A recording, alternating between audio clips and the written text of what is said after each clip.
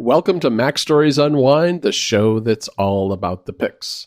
I'm John Voorhees, and with me is Federico Viticci. Hey, Federico. Hello, John. How are you? I'm doing really well. In case I misspoke last week. I have to make a correction, which is last week I picked The Menu, which is a fantastic movie, but it's not on Netflix. It's on HBO Max. This has become a real problem. I forget where I watch things. I'm gonna have to start writing this down for this show. So I did for this week. Because I've got another movie, and it's also on HBO Max. So this is like a HBO Max Someone's doubleheader. been watching HBO Max lately. I have. I was actually starting to think the other day, I could probably get by with Apple TV Plus and HBO Max and nothing else, given how much of those two services we watch in our house. But I have a few other ones anyway. So We'll see. All right. So give me this movie. Give me the deets, as they say. All right. This one is called The Banshees of Inisherin. I'm going to say this wrong. The Banshees of Inisherin, which is set in Ireland. Now, this is not as current as the movie I picked last week, The Menu. It came out in 2022, but it's fairly new to streaming. I think it came out sometime around Thanksgiving, around November sometime. And it's another dark comedy. It's by the director of the movie In Bruges, which was directed by Martin McDonagh. And Martin McDonagh, In Bruges was his first feature-length film, and it starred Colin Farrell and Brendan Gleeson, who were two Irish hitmen who were on the run and hiding out in this Belgian town. And it also stars Ralph Fiennes. So this is like all fits together really nicely with last week's pick, which also starred Ralph Fiennes as the chef in The Menu. But this movie is got the same actors in it, Colin Farrell and Gleeson. And they are two longtime friends who have a falling out. That's the whole premise of this movie.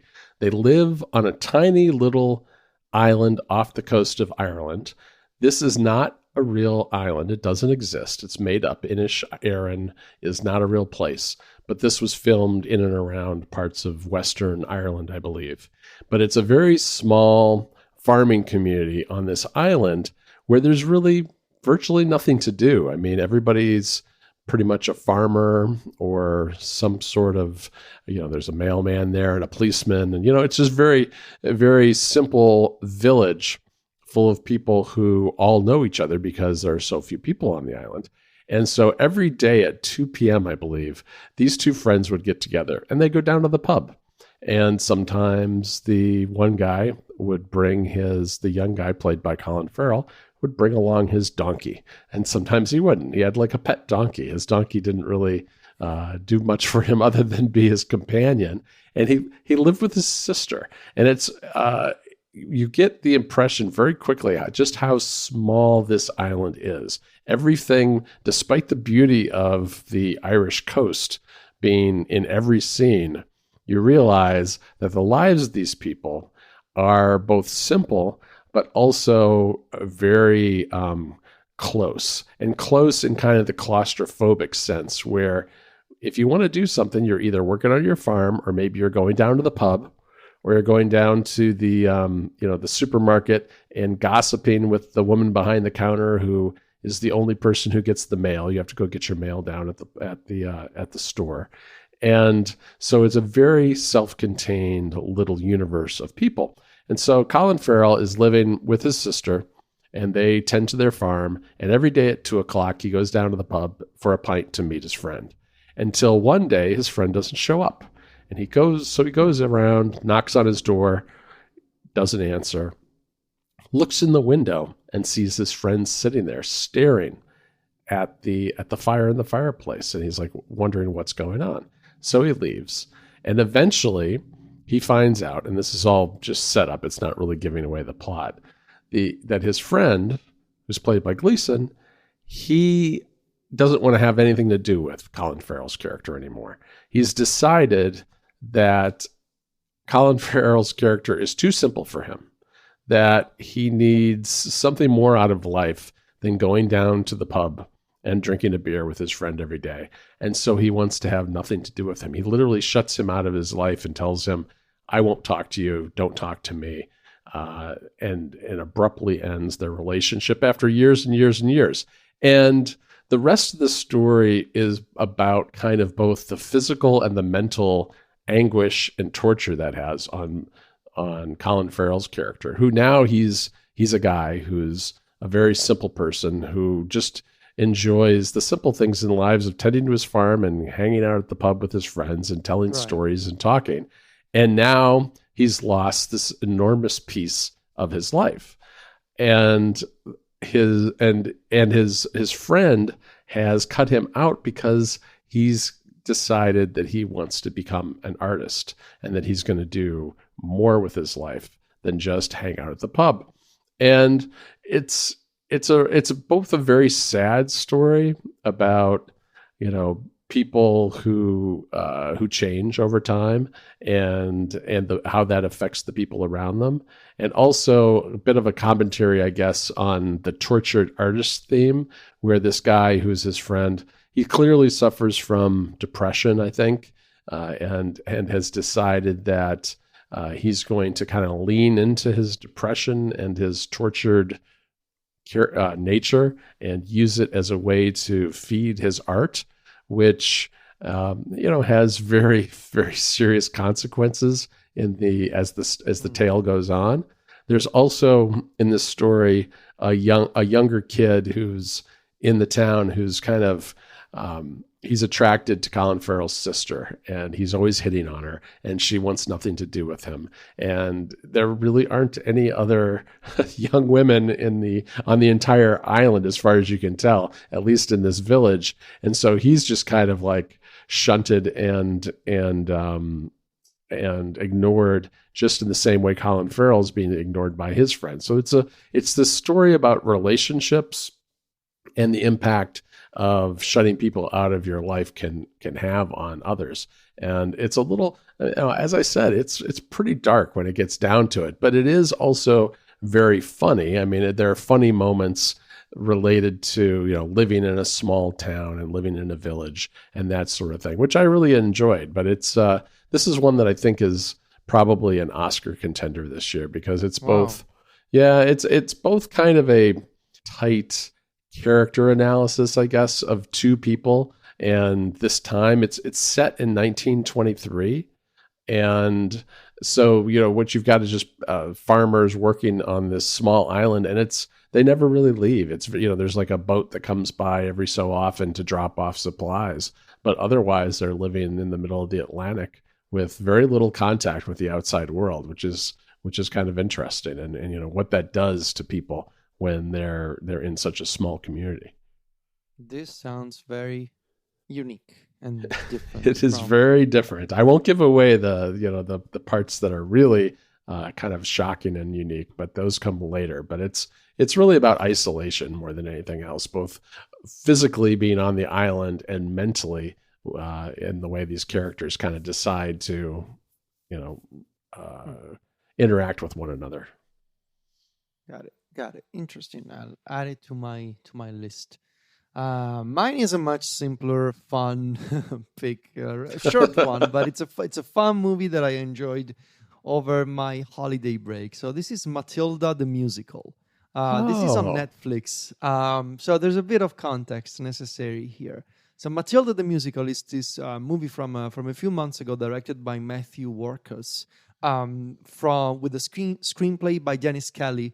And itself, it is an adaptation of a stage musical with the same name, Matilda the Musical, from around 10 years ago or something, from 2011.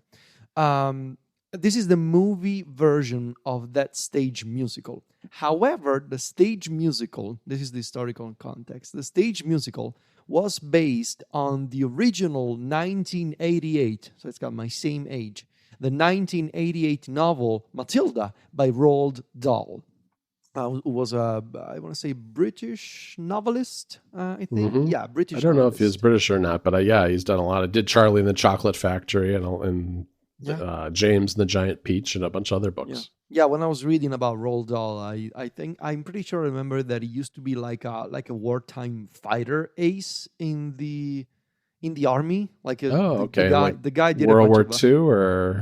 yeah, in the Royal Air Force. Yeah, in World Oh, War yeah. II. Yeah. Yeah, it was 2 years old for World War One, so that seems impossible. Anyway, so this is the movie version of a stage musical that was really popular in the UK 10 years ago. However, based on a novel from 1988. However, the reason why this caught my eye is that as a kid, I really liked the 1996 movie version of Matilda. So Matilda has spawned the Matilda property has spawned a bunch of different versions. The thing I remember, I never read the original book, but I remember the movie. It's they aired it on TV when I was a kid, like all the time. Matilda from 1996, directed and starring Danny DeVito. I don't know if have you ever seen Matilda the movie from the 90s, John? No, I haven't. No, Okay. I didn't even know it existed. Okay, so so I remember the movie Matilda from 1996. This one, which is on Netflix, is Matilda the musical. Because they did a bunch of different things. The story is the same, but they did a bunch of different things in terms of like it's more of it's a musical. It's got a ton of songs and a ton of choreographies, which I'll get to in a minute. So the story is the same one as the book, as the movie, as the stage musical. It's still the same story. The main character of this story is Matilda Wormwood. She's a 6-year-old girl. She's a precocious, like super intelligent and clever and smart girl with the gift of telekinesis. So she can move things with the power of her thoughts. But she doesn't know this at the beginning of the story. The reason why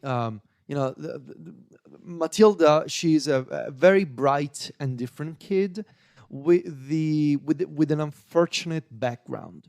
To put things simple, her parents are two ignorant idiots who never cared for her, and they actively dislike her. Like they absolutely do not care about Matilda.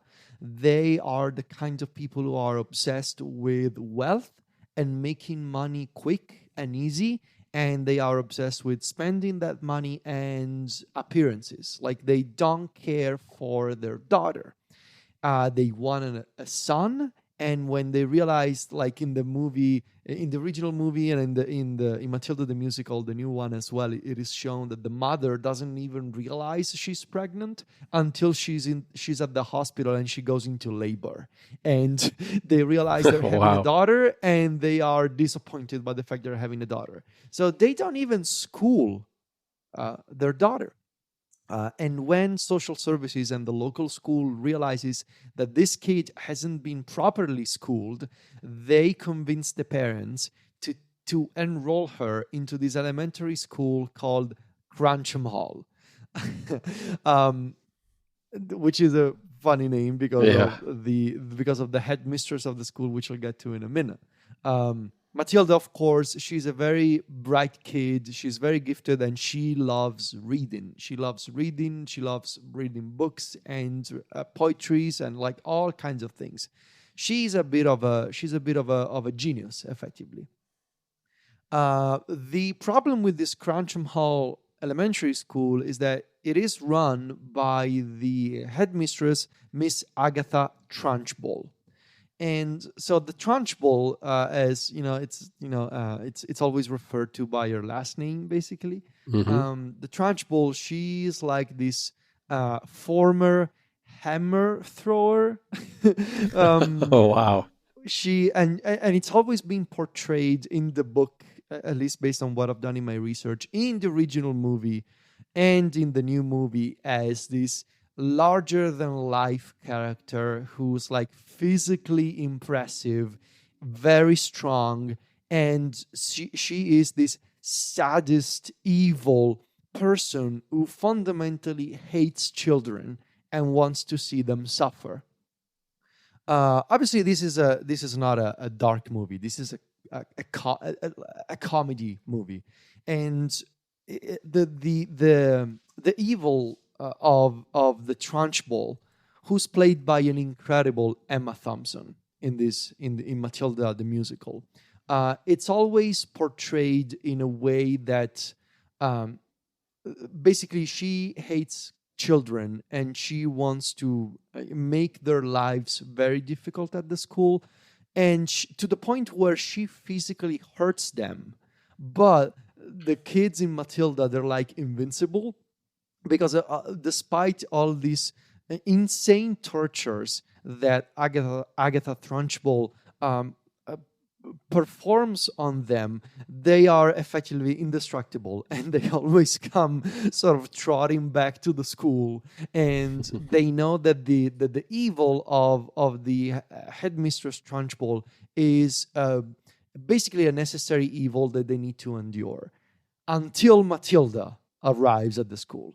And Matilda, because she's so bright, she realizes this is not like it's not normal that we have this headmistress who's pulling kids by their pulling these little girls by their pigtails and throwing them Right. out of the school like they are like the hammer throwing sport. And she realizes she needs to do something about it. So through various tactics and different, by using her powers, she eventually she changes things up at the school. And I don't want to spoil things because it's a really fun movie with a really fun ending.